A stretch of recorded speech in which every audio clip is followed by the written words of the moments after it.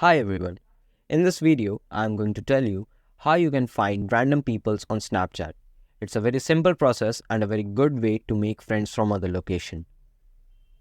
And this process will work both on Android as well as Apple devices. So you just need to follow my steps carefully. First, open the Snapchat on your phone. Then at the bottom left hand corner, you will see a map icon. Click into it. Now zoom out the screen. As you can see, it is showing the whole world map.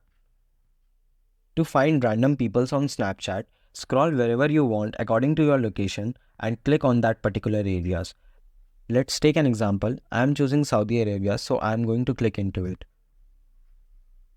After clicking, as you can see, it will show the stories of random peoples. To make them as a friend, you just need to hold the screen for a second. It will show a new pop-up. Scroll down. At the bottom, you will see the user ID of that person. After the user ID, you will see a add button. Click on add button. After clicking, as you can see that this person is added as a friend in my Snapchat. Now click on done. This was the whole process for this tutorial. I hope this video helped you a lot. Don't forget to subscribe this channel and hit the bell icon so that you can find more useful tips and tricks in this channel. Thank you for watching this video. Have a good day.